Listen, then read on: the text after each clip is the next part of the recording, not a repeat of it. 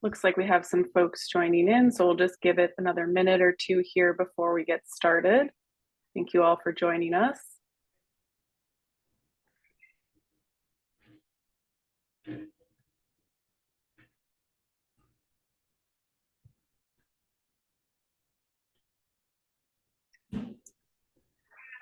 Thanks everyone for joining us today. I think we're just going to give it a minute or two here before we get started.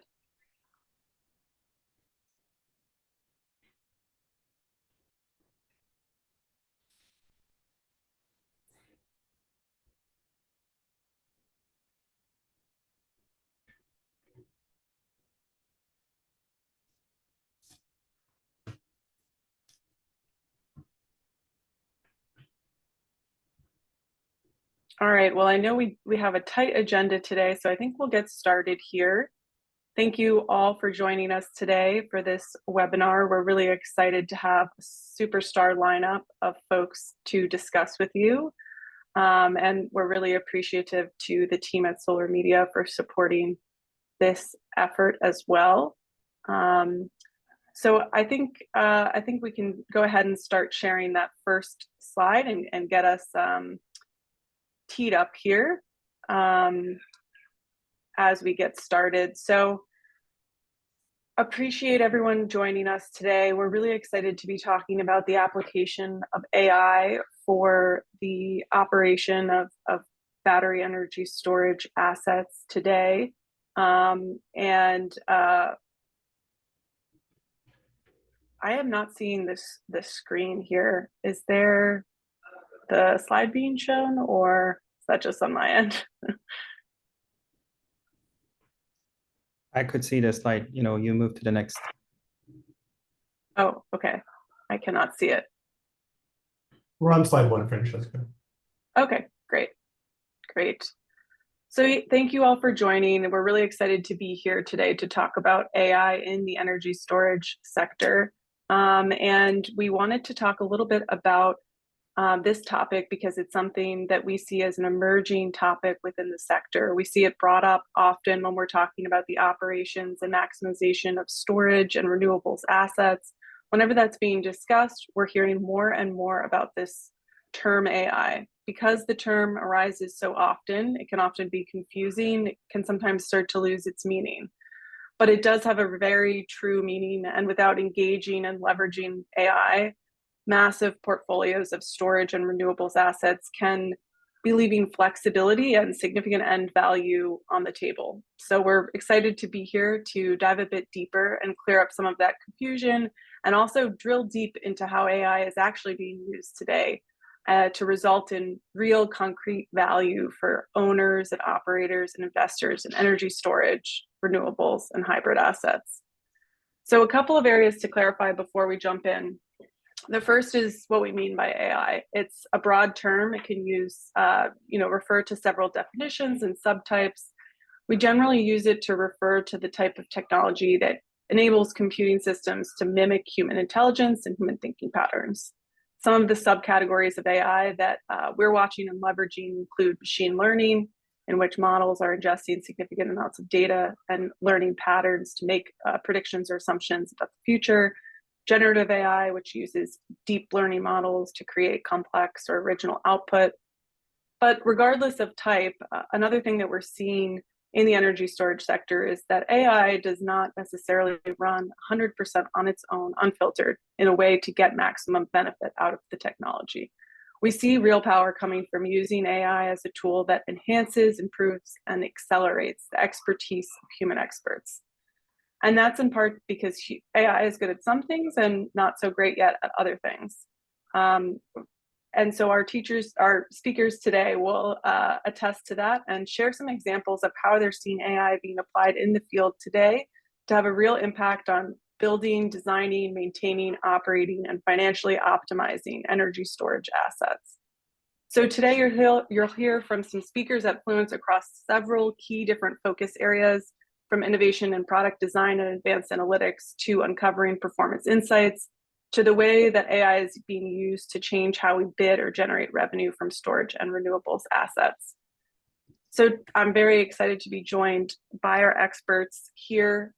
We have TJ Winter, who's VP of Strategic Technologies, focused on the issues and needs of customers in the Americas region. We have Ali Daripour, who's a Senior Manager of Optimization, focused on our data science for bid optimization software. And we have Antonio Notari Stefano, who's a Director of Product Management for our Caspera Asset Performance Management tool.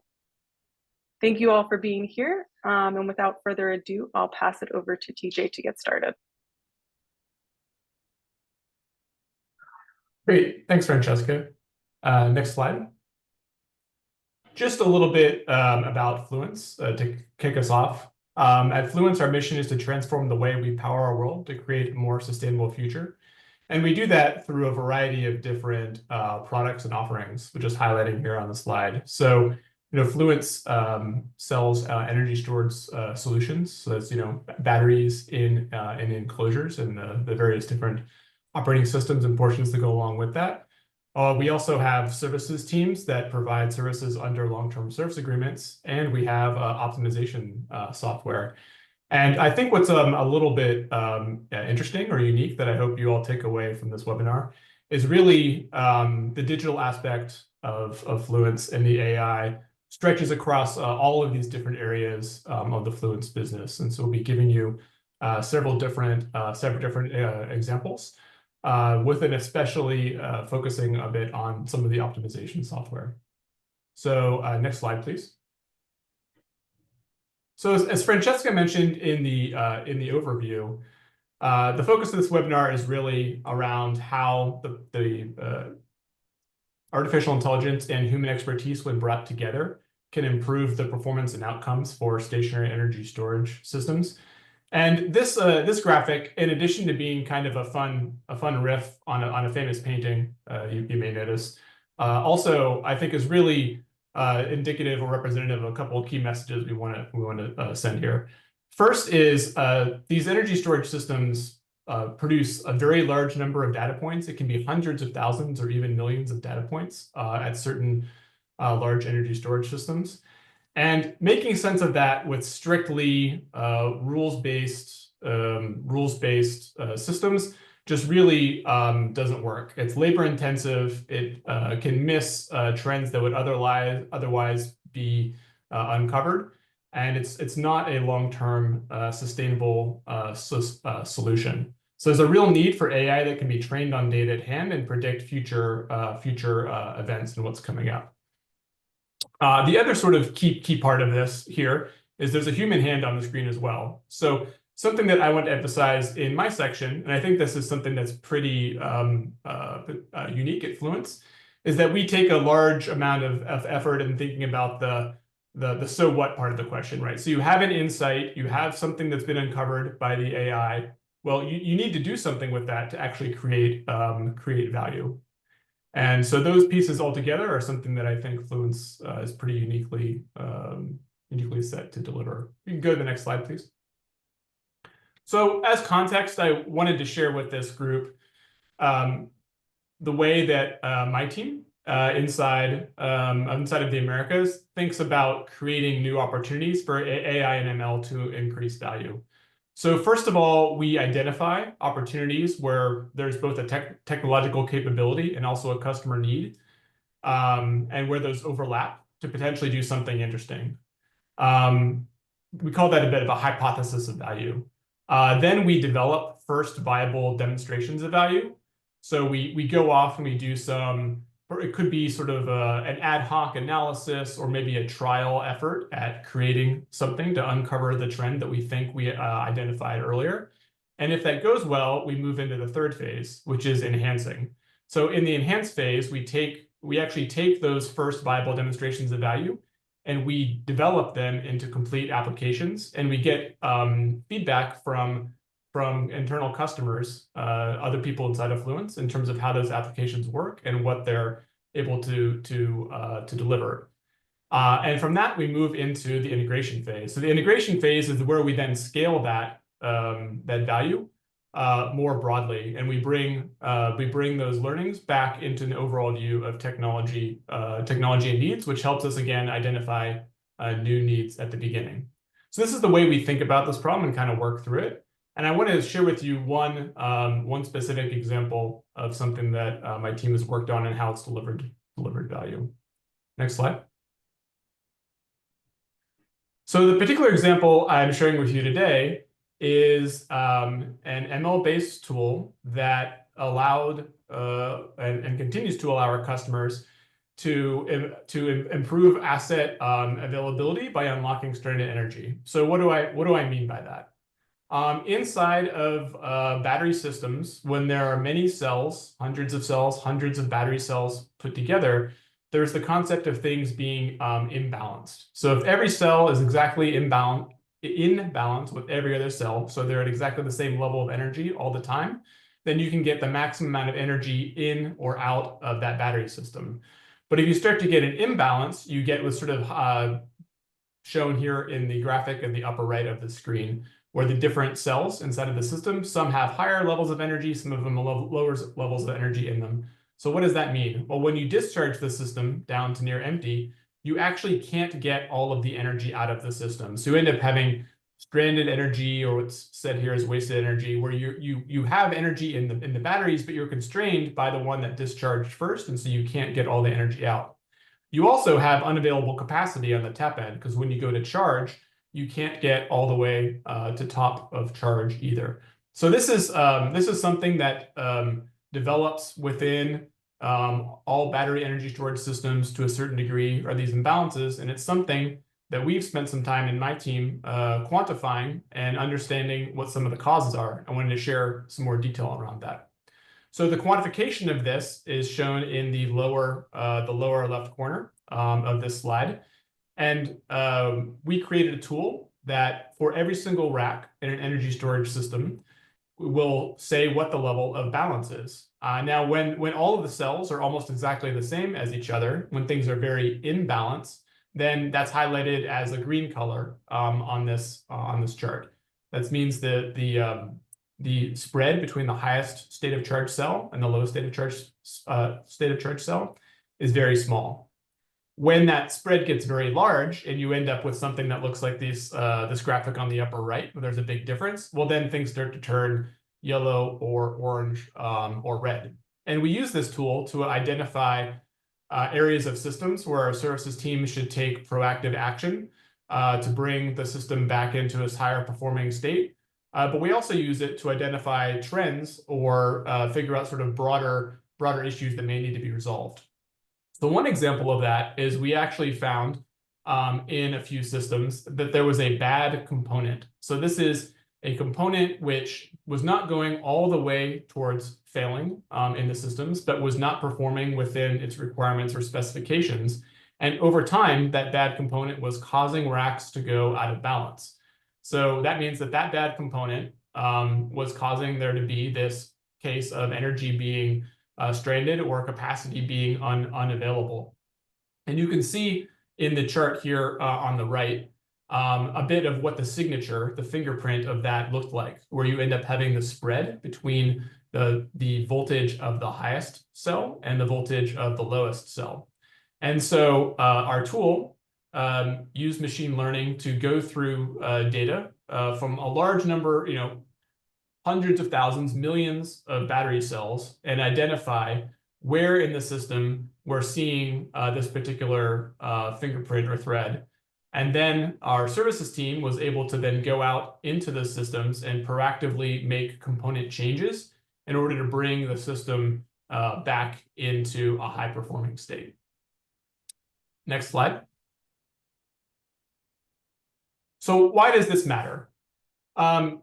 We identified and resolved this issue at a variety of sites within the broader Fluence service fleet. One of those sites was particularly large. It was over 1 gigawatt hour inside. And these insights, which are highlighted through the Nispera platform and acted upon by the Fluence services team, returned a tremendous amount of available energy to our customer. So this particular site due to these imbalances, had an 11% amount of stranded energy across the entire site due to this particular component issue. If you look at the market that asset was operating in, you look at the spread between the average buy price and sell price for energy in that market, that 11% stranded energy accounts for quite a bit of potential revenue. We estimate it as being around $6.5 million per year of money that was being left on the table due to that capacity being unavailable.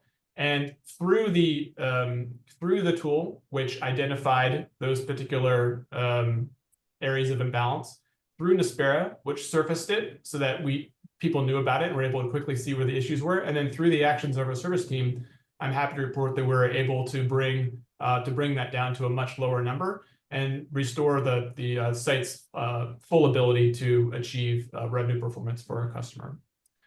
So thank you for listening to my section, and with that, I will pass it on to the next speaker. Hey, thanks, TJ.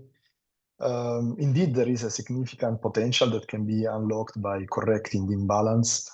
Furthermore, I would like to add in my section that there are some additional effects that can be caused by the imbalance, and that can affect the overall performance of the system.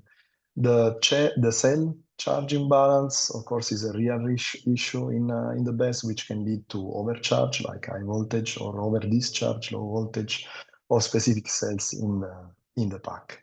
And overall, this could cause like uneven stress across all the cells, and this could accelerate degradation or reducing the reliability, and ultimately it could cause also some potential system failures.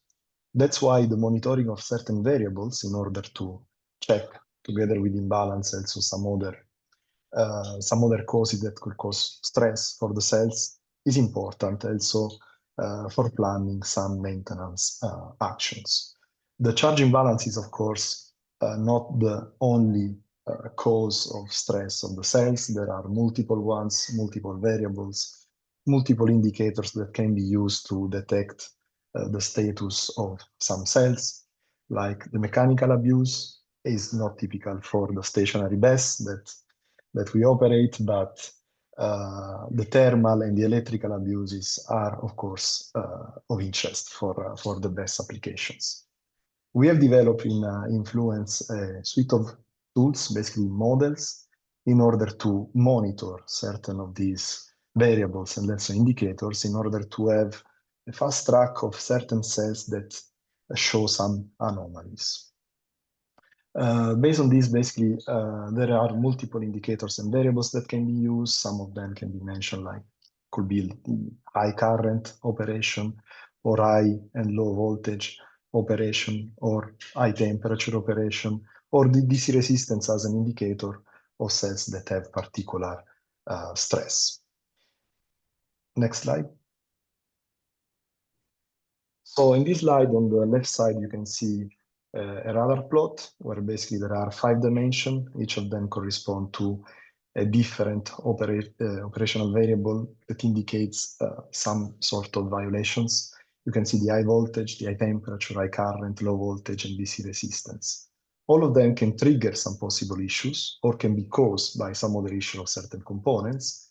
Like the high temperature could be caused by cooling system failure or malfunctioning. DC resistance could be an early detection of high stress conditions for certain cells. Like low voltage could be an indication of lithium plating that could cause some other electrical failure.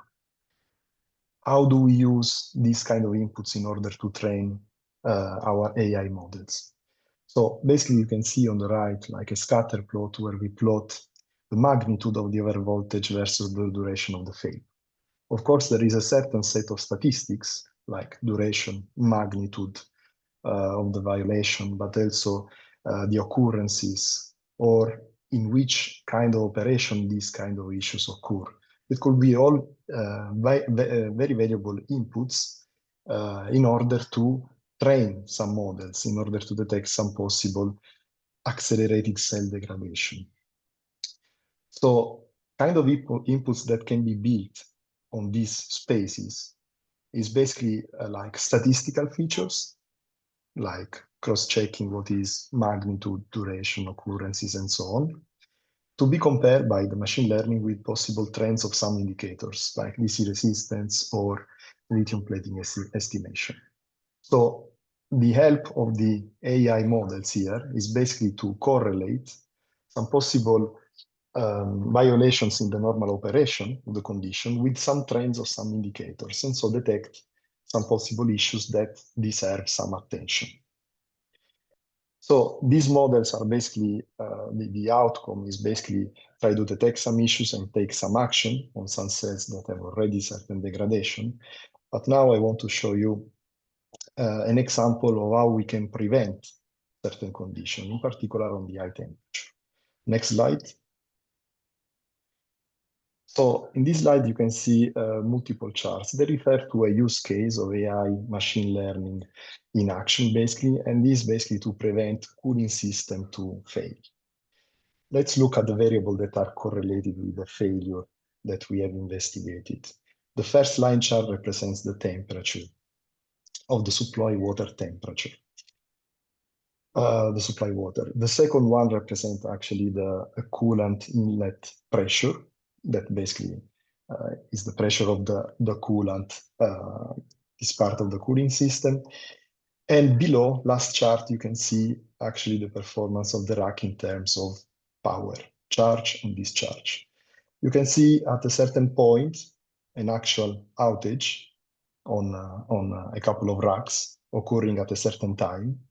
And on the corresponding time in the two charts above, you can see actually an anomaly on the temperature and on the pressure. This anomaly looks to be high at the point of the outage of the rack, but it started actually in advance to the failure. This means that we can have like some indication in order to detect some possible issues before the outage, okay? First of all, we have based our analysis on the temperature because it's basically the first variable that highlights the anomaly. And this is a nice application of machine learning in the sense like we need to train our model in all the operational conditions of the BESS system. And for each of the conditions, basically, we calculate what is the expected value for such temperature. If there is a deviation, an anomaly, there are other classification criteria that take some decision in order to say that one certain anomaly could be a potential issue, of course. With the temperature, you can see directly from the chart, you can see that actually we can anticipate, we can predict the failure just with few days in advance. This means that it goes basically in preventative maintenance, but it overlaps mostly with reactive maintenance, so taking some actions as soon as possible. You can see from the chart at the bottom that actually during the outage, the problem with the cooling system was solved at a certain time, just before the 15th of September. You can see it because the pressure of the inlet, the coolant inlet pressure went up, so problem was solved, the over temperature went down, but still the rack were out. This because before putting them in operation again, it requires some rebalancing, for example. So given the fact that with the temperature indication, we can give an early detection or short-term prediction, looking at the pressure, we can provide actually a much longer-term prediction. And this goes in the direction of allowing our service team to do preventative maintenance, basically to plan all the spare parts and the people, the experts that should go on site and fix the issue, to plan it much in advance. Of course, you can see the trend of the pressure that is a long-term trend. There is not a much variation in a short term. This means that the prediction of the failure has a certain uncertainty, okay? But it can be done much in advance. This is, I was mentioning, is a perfect application for machine learning because basically each of the cooling system could have its own characteristics. It is not just based on the physical model, on the components that are on site. It could be also the different sensors at different offsets, they behave in a different way, they stop at a different threshold of pressure, right? So we can basically leverage on one model, train on the historical data of each of these components and then the best estimation of prediction of failure. Can move to the next slide. There is an example of quantification for this kind of issue. Like we have assessed for an asset that is larger than 100 megawatt hours, so battery storage asset. Basically, Nispera could detect that there was 5% of racks that were affected by these kind of outages during 1 year of operation. And this was affecting, since each issue has a different duration, due to the time that you can detect it and also the time that is needed by the operators to fix the issue, it could lead to a reduction of the availability of about 1%. That means over the lifetime of an asset, an incredible amount, I would say, for such an easy issue that is $1.6 million. You can see here in the representation, like one of these visualization coming from the APM, that is basically the Nispera solution, checking, let's say, how the machine learning is detecting the deviation between the real measurements and what is the expectation, that is the outcome of the model, having, let's say, a short deviation, like when the line is colored with a blue color, okay, basically real measurements close to the prediction, and then you can see the trend, the evolution trend of the anomaly. This could be like, for this specific example, for the cooling system, as I mentioned, like 2 days in advance, we can detect this kind of issue. With the pressure, we can do it several weeks in advance. Next slide. So I want to mention here how to combine AI and human expertise in order to have optimal monitoring of the BESS system. So what could be the interaction? We try all the time to automate as much as possible this interaction, but the interaction is anyway needed. Where it's needed, basically. Like we start from the first point, the first problem that we have for training, let's say, efficient AI models. And the first problem is basically the data that we have. This is not just related to the monitoring data. Let's say we have enough information in order to detect some trends of anomalies and so on. But the problem is, how do we validate the results that come out from the AI models? So we are still developing a process in-house that is fully automated, where basically the Nispera application could trigger, based on AI, some cases based on the detection of some anomalies. These are immediately, automatically triggered in the CMMS application, where basically our service team can translate these cases into real work orders and take some actions in case they define a possible case like interesting that deserves some attention. The loop that we want to create is that based on these work orders, we want to create a data structure but basically our service team can categorize according to certain rules the issue that has been solved, that has been detected and then solved. And this loop back into the analytics that are implemented in Nispera and can be used for validation. Is because, like, when we are lacking these validation data sets, what we can do in order to detect what are the real issues and minimize what are the false positives is basically try to use some physics-based model in order to create some synthetic data sets that then can be used in order to train AI models to say, look, under normal operation, if we try to modelize what is the possible issue, the outcome for these variables should look like this.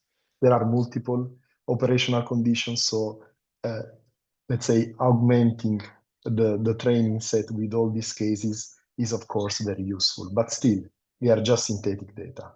The validation doesn't come from real operation or from real fixes that are done on the site.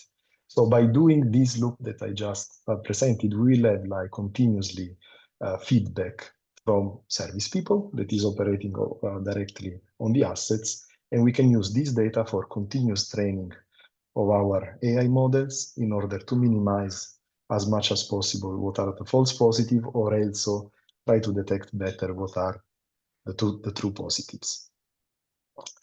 So we've discussed in these two sections about optimizing the performance of the assets, and now I hand over to Ali to illustrate some use cases of AI machine learning models applied to how we operate the battery in the market. Thank you very much. Thanks so much, everyone, for joining us today. I encourage you to ask your questions via the Q&A tool. Now, let's shift gears and focus on the participation of battery storage in electricity markets. As market dynamics continue to evolve, they bring new challenges to optimizing how batteries participate within these markets. In this changing landscape, more sophisticated ML tools and intelligent decision support systems are becoming essential to navigate the complexities and ensure effective and optimal bidding and operation of battery storage in the electricity markets. I would like to start with examples of how shifting market dynamics and US electricity markets and CAISO as an example, and how these shifting market dynamics impact market outcomes and participation of basically battery storage in these markets. These visualizations show changes in monthly renewable generation, monthly average renewable generation, and monthly average net demand in CAISO in the past 3 years. And they are presented at the system-wide level and at the regional levels. And as you can see in the left visualization, which focuses on renewable generation across CAISO is growing, but this growth is not symmetric. It's happening asymmetrically. In the north, the monthly average is showing a cyclic behavior, fairly stable behavior, not increasing. But in the north, renewable generation is growing significantly, dictated by significant growth and expansion of solar generation capacity. And if you now focus on the right visualization, this is driving the net demand in the south to decrease, but it's keeping the net demand in the north as it is. It's not changing as much. And with basically this asymmetric net demand behavior, the interregional flow of electricity is changing, and it's impacting also the local flow of electricity as well, that can impact the market prices in ways that we have never seen before. Next slide, please. So we have these shifting patterns of renewable generation, but at the same time, transmission expansion is lagging behind. And that can basically cause congestion patterns we have never seen before. And I'm going to explain that in this slide. So in these two visualizations, we have presented I've illustrated prices for two nodes, one in the north, which is the green one in the south, which is the blue one. And basically for 2 different days, one is February 28th of 2024, and the other one is in March.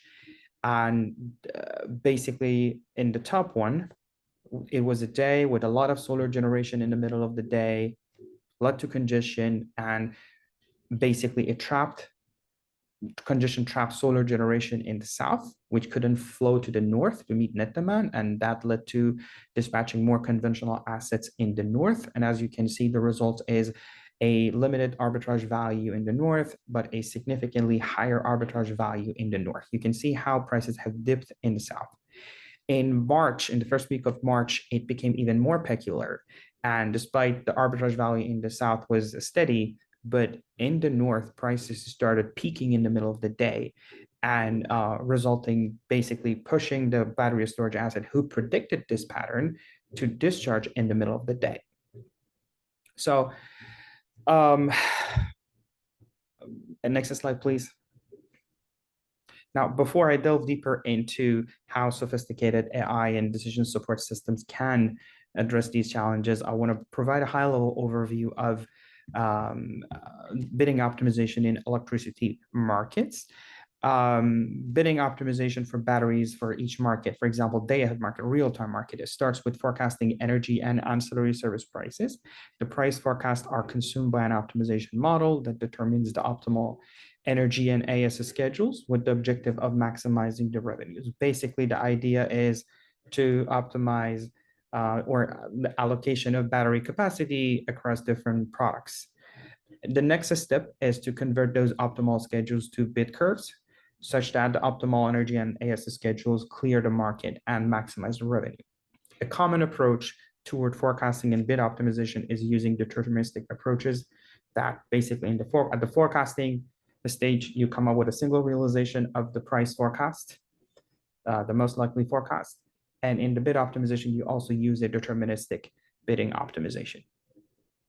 So the next slide, I'll delve deeper on one of the examples I presented in the previous slide to talk about some of the disadvantage of the deterministic approach and what would be a more sophisticated approach that I'm going to talk about. Next slide, please. Okay, so in the top row, you see basically the price forecast, the optimal schedule, and the optimal bids we have submitted to the market for a specific day. This is a hypothetical example. And as you can see, in the price forecasts that are illustrated or highlighted in blue and actuals that are in red, forecasts are never perfect, and actual prices always deviate from forecasts, and that can make your schedules sort of suboptimal. How? The optimization comes up with optimal allocation that is optimal given these price forecasts we have generated. But when actual prices materialize, we may find out that that optimal schedule was suboptimal. For example, in this case, if you pay attention to the middle of the day, the solar hours when prices are negative, the model is coming with an optimal quantity for one of those hours. And then based on that, a bid is generated, which is suitable for that optimal quantity. And when the actuals realize, we may find out that we should have come up with a smaller quantity. Instead of minus, for example, 80 or minus 100, we could have done minus 70 or something like that. So now, what is the alternative approach that we like to pursue? And basically, it would be based on generating probabilistic forecasts of prices and using a stochastic optimization, basically using a stochastic optimization to consume multiple realization of price forecast with different probabilities, and based on that come up with multiple schedules and multiple segment bid curves. How does that work? For example, in this example, which is one of those weird ways that we could see significant arbitrage value in the South, the model is coming up with multiple price scenarios, predicting like prices that are actually greater than the actual during the solar hours or significantly lower. And based on that, during those solar hours in the middle of the day, it's coming up with multiple schedules. And they are converted into multiple bid segments that, given a different price for energy during those hours, the quantity that we offer as optimal would be different. And that would basically ensure greater optimality and hedges against the price volatility in energy and ancillary service markets. Next slide, please. I'm going to tell you about the potential value of having scenario generation plus a stochastic optimization plus multi-segment bid curve generation. So to assess the value, we simulated the market participation and operation of one asset with all of these logics for 100 megawatt and 400 megawatt hour asset in California. And as you can see, basically a stochastic optimization has generated over $1 million more in revenues, equivalent to 5% more revenues over a year compared to the deterministic approach. Next slide, please. Now I'm going to talk about even more volatility and uncertainty and expand that to when you face volatility in shifting market dynamics in two markets. In the case of US markets, that would be the day ahead and real-time markets. Or for example, in California, you also have the FMM as part of the real-time market or 15-minute market. And in sequential market, the battery has the opportunity to generate revenues in both the day ahead and real-time markets. It's likely that your revenues in the day ahead market are better than in the real-time market, but sometimes it's positive, quite the opposite, that there are bigger revenue opportunities in the real-time market. So the question is how you balance your trade between those two sequential markets or three sequential markets. Do you bank heavily on the day-ahead market and use the real-time market to buy back and sell back deviations from your day-ahead obligations, or you take the risk, don't participate in the day-ahead market for energy, and instead basically wait for the real-time market and take action there? The key answer to that question is having the opportunity to anticipate your real-time revenue opportunities in the day-ahead market optimization framework. Basically, it's possible to extend your day-ahead optimization to anticipate the potential real-time revenues given the day-ahead decisions we make. At a high level, that way we link the day-ahead decisions with potential losses and gains associated with the day-ahead decisions, and that allows the day-ahead optimization to decide how much of the battery's capacity can be traded in the day ahead and how much of that can be traded in real time to maximize revenues. This is a very flexible and sophisticated framework that enables battery owners to pursue multiple trading strategies. For instance, it could be just participating in real time for energy, or letting the model decide that trade-off, how much you trade in the day ahead, how much you trade in real time, or you just basically trade the AS services in the day ahead market and let the energy trade to happen in the real time market. Now, let's take a look at the potential value of this, how much revenue this provides such a framework. This is, again, the result for a simulated. Next slide, please. Yeah. So again, a similar asset, we have simulated basically this for 2 months in January and February of 2024. And we are just allowing the model to decide that optimal trade-off between day ahead and real-time trade, how much capacity to be traded in each. And it's showing the model for this specific asset. It's holding back its capacity in the day ahead significantly and waiting for the real-time market, or basically the 15-minute market in this case. So it's not making much revenues in the day ahead, but it's making significantly more revenues in the FMM market or real-time market. Here, the typical stochastic optimization model, which is a single stage, a cascaded structure, which is trade in the day ahead, then trade your deviations or like from your obligations in real time. It's here highlighted with the blue bars, and the day ahead real-time co-optimization framework is highlighted with orange. And as you can see, the overall impact of this framework generates 70% more improvement in daily average revenues for a battery asset in CAISO. Next slide, please. Okay, now we talked about a lot about sophisticated machine learning model and the role of intelligent decision support systems. These models are good at catching patterns that have happened in the past, and their sort of weakness is that they cannot do relatively well when there are new patterns that have never happened in the past.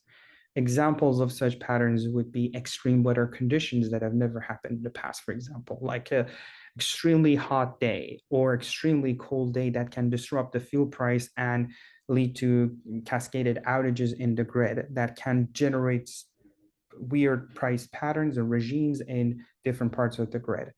And that's where basically the role of human in the loop becomes important and critical. Like, for example, imagine if you lose a huge transmission line that can lead to the failure of multiple generators, or, like I said, disruption in the fuel network. Those price patterns are new. They've never happened in the past. If they happened in the past, we predict them. But in these cases, then human in the loop can basically compare them and find out like in what way they can evolve and adjust the price forecast we can generate for the optimization. And then at the optimization level, depending on those price patterns, then there could be different trading strategies, risk settings that the human in the loop can recommend that would better fit those days or those instances.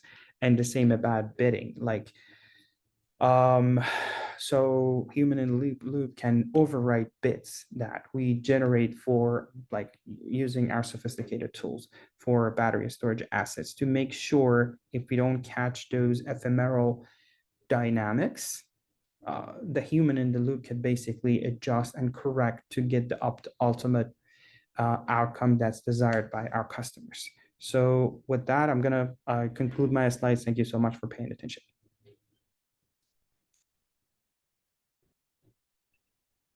Great.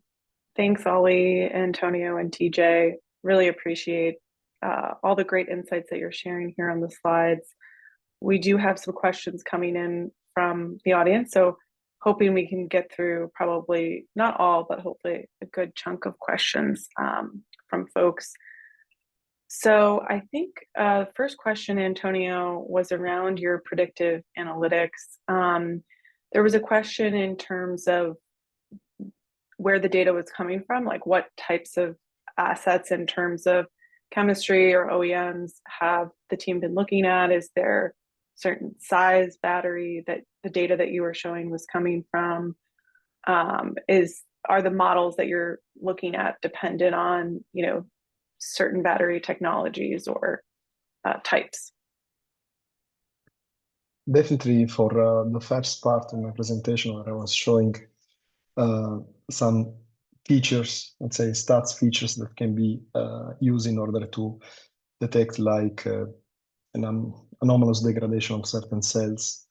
There is a dependency on the technology. The models are anyway developed in order to be deployed on different kind of technologies, but there are some parameters that must be tweaked in order to adapt them to certain models. This is not related to some operational violations like on the high voltage or high current and so on, but on the estimation of certain indicator of the state of the cells. Regarding the size of this the asset, that is not really relevant in the sense like we can deploy these models on thousands, let's say, just to say a number of components. So that is not really a limitation. The data could be a problem, of course, for the big assets because we need to retrieve the data. I check it. So probably there is another question like sometimes we just need some aggregated data. Okay, that could be just data that are related to worse performing cell, for example. Sometimes we need like heavy data, like 1 second data for multiple variables for each individual cell. So that is actually data consuming. But apart of this, there are not really limitations that could stop us deploying these kind of models.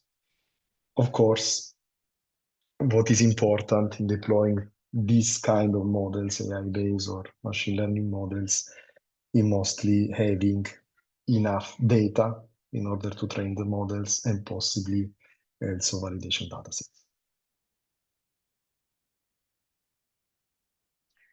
Great. And Ollie, I think kind of similar, are there limitations in the types of assets or technologies that you're able to do the types of optimization and forecasting that you talked about? You're on mute.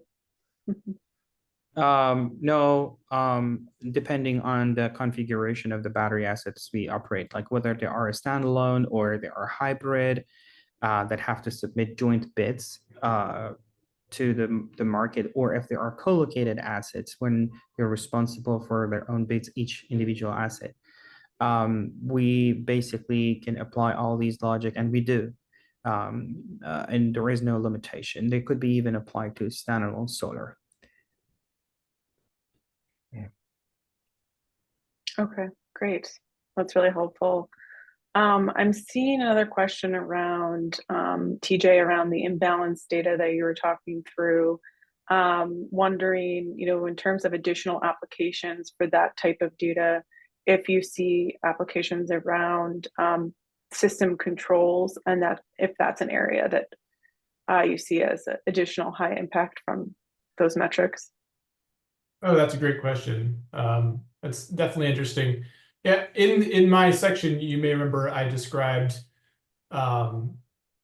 the tool surfacing this insight, which then humans were taking action on in order to correct. But you're right, there are sort of extensions of these sort of outputs and insights that can be fed directly into Fluence OS. And we're making some work in that direction now. Just the way I tend to think about this topic generally is I don't think you're ever fully going to take the person out of the equation. There will always be cases where you need to have people take action in one way or another, but it's even more valuable or even more accelerating of value if you're able to correct the things that are maybe most common or simplest to correct in the controls autonomously, and then you can just do it faster. So that is something that we're currently pursuing. So good question. Great. Glad to hear that. Antonio, there's a question around data collection, around your analysis regarding if data is being collected in real time and if we're using AI models to make changes in real time. And then saying, you know, are you gathering data efficiently between different deployed sites? Yeah, touches different points, these questions. Yeah, actually, Yeah. good points. So let's say let's start from the collection. Let's say real time. What does it mean? First of all, like for certain analytics, we should be enough even in getting some even means resolution data will be enough, especially for some thermal events that could take quite some times, no? But of course, the best, let's say, for estimating some battery analytics, it could be, let's say, down to 1 second. This could be not enough when analyzing some issues that could be related to electrical variables. There actually, to understand the root cause of the issues, you can go down even to milliseconds. So I expected to predict particular issues at certain electrical components, for example, inverter. You should have data that are really in real time, let's say down to milliseconds. Is it easy to collect this data? Well, at the moment, I mean, we didn't have much issue. The technology is available even to retrieve this data from the sensors on site and also share them with the cloud. So technology exists. It was and it must be potentiated in order to cover all the assets and so the data with all the data, let's say all the assets and components that we have, but the technology exists. The point is, probably this was also the intention of this question, to check, are these analytics used also to infer some, I mean, to be looped into the control, right? In the few examples that I made in this presentation, these kind of examples actually are not needed for the controller for the normal operation of the asset.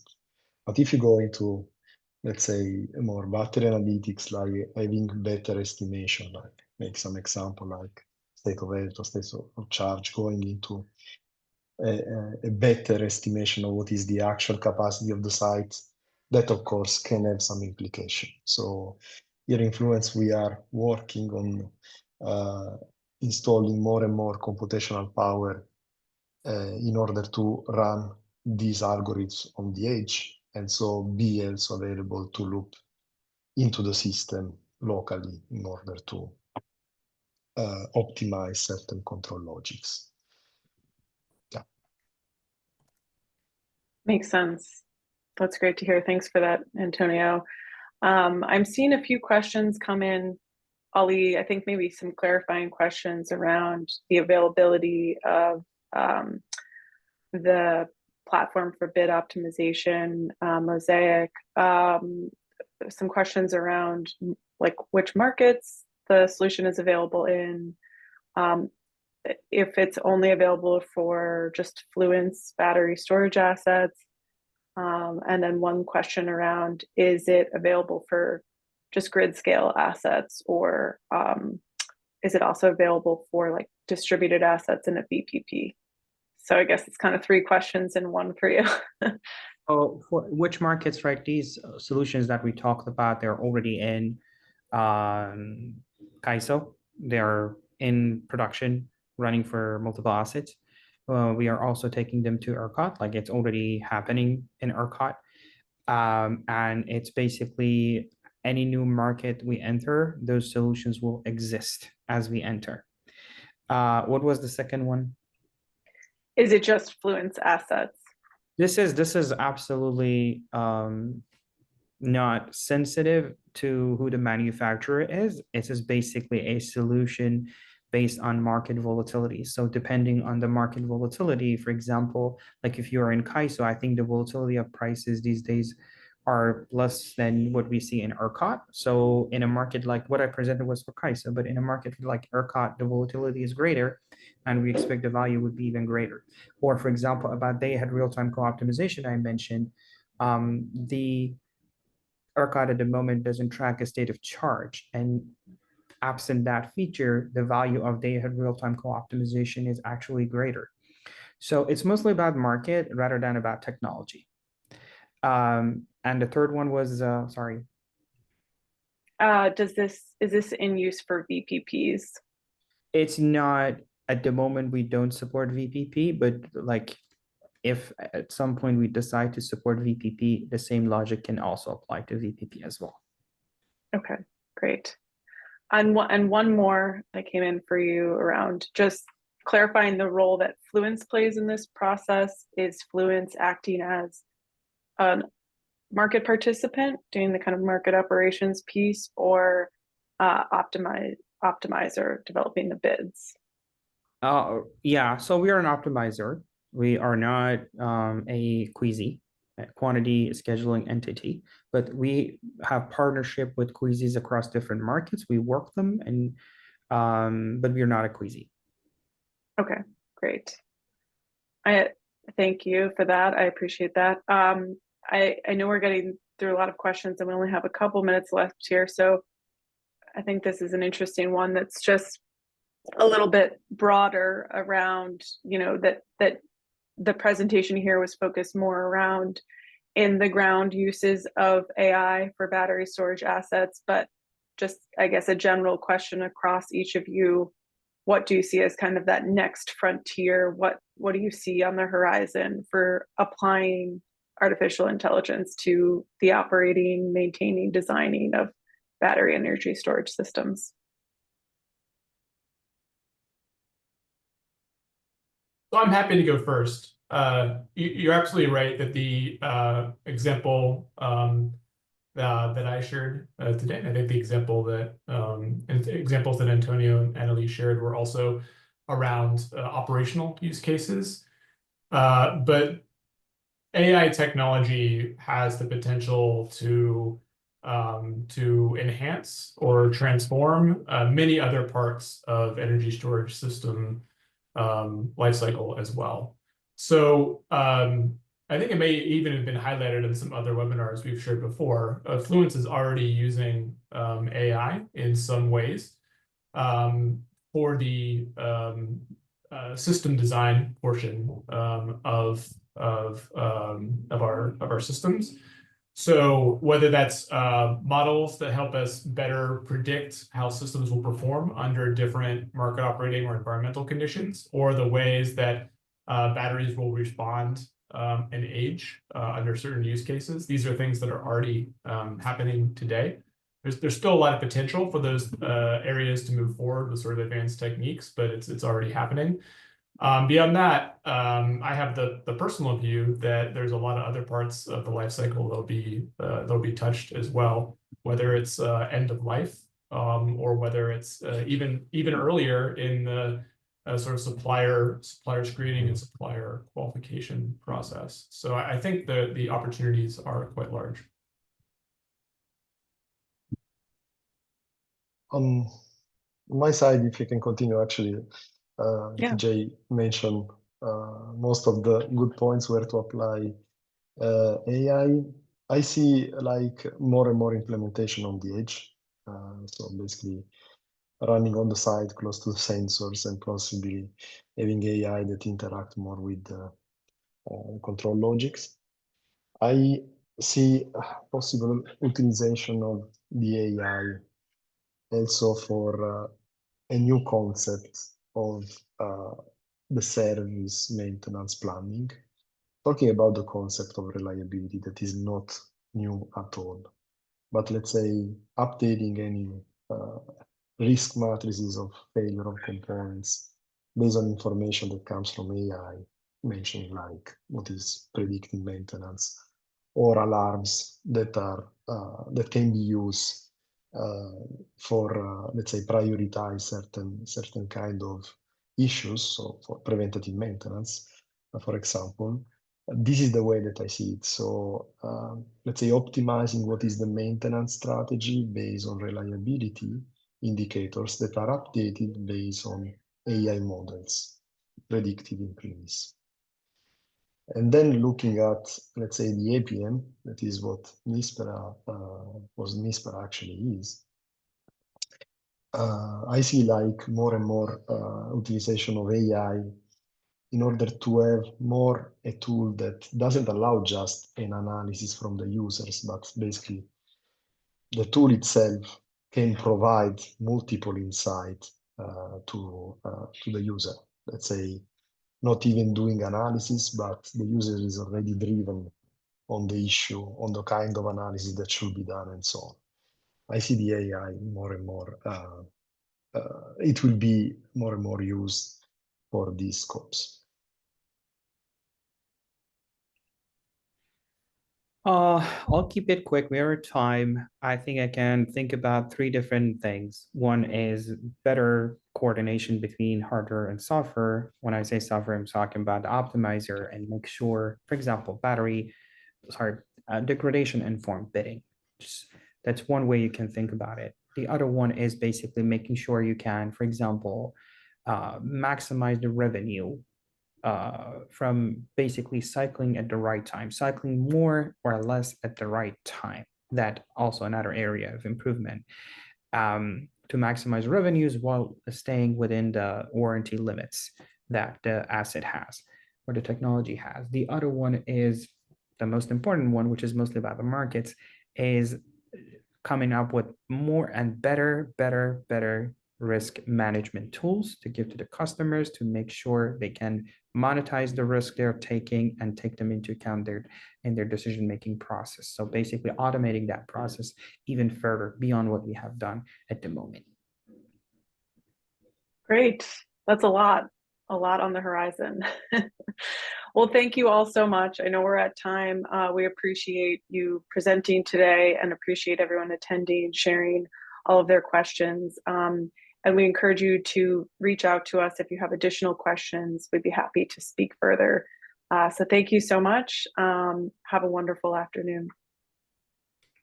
Thanks, everyone.